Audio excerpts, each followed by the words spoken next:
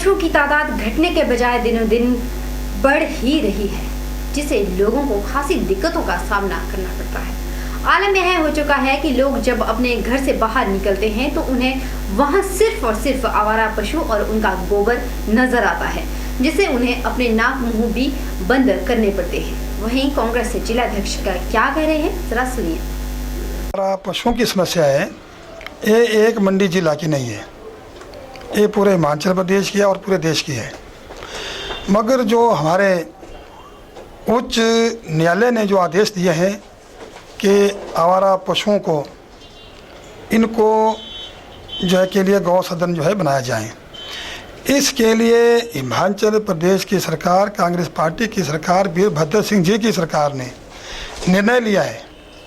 कई जगह गौ सदन बन चुके हैं और कई जगह भी और गौ सदन बनाए जाने हैं।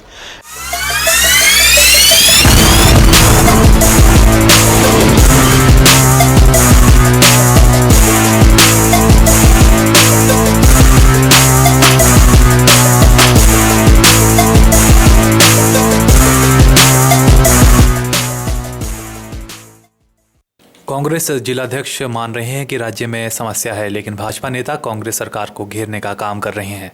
जिन्होंने भी ये घोषणाएं की कि हम आवारा पशुओं से किसानों को निजात दिलाएंगे और उनकी फसलों को उनके खाने से बचाएंगे, वो बिल्कुल मात्र घोषणा ही रह गई थी सरकार की, ना इस पे कोई काम किया गया। और जैसे कई बार मुख्यमंत्री महोदय ने यह घोषणा भी की कि हम इनके लिए जो आवारा पशु हैं उनके लिए टैग लगाएंगे या कोई और कई प्लानिंगें बताई गई, जो कि बिल्कुल मिथ्या साबित हुई और जिन पे आज दिन तक कोई भी किसी भी सरकार की इस आजकल वर्तमान सरकार द्वारा कोई भी कार्रवाई नहीं हुई, मात्र घोषणा ही हुई।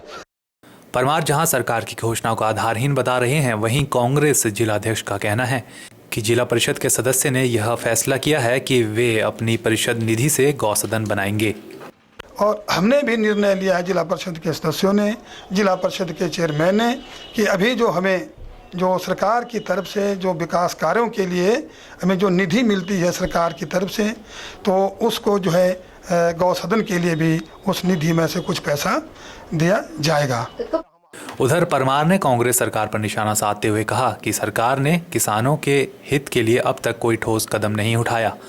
उन्होंने कहा कि बंदरों की समस्या भी लोगों के जीवन में जस की तस बनी हुई है।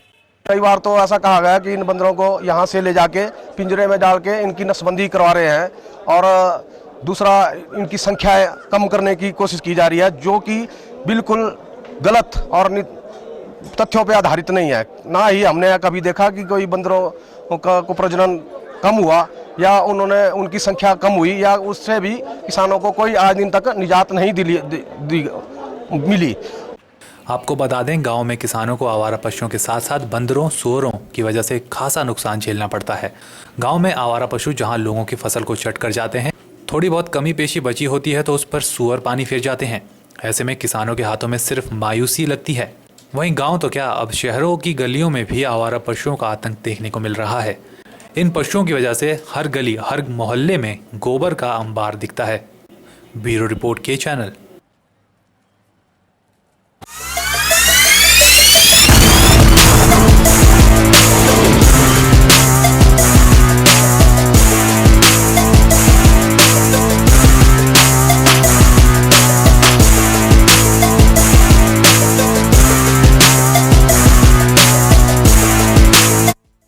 कुछ गांव ऐसे भी हैं जहां पर किसान यह कह सकते हैं कि उन्हें आवारा पशुओं से कोई समस्या ही नहीं है। क्यों, बताएंगे आपको, लेकिन यहाँ रुकना होगा हमें एक छोटे से ब्रेक के लिए। ब्रेक के उस पार चल रहे हैं।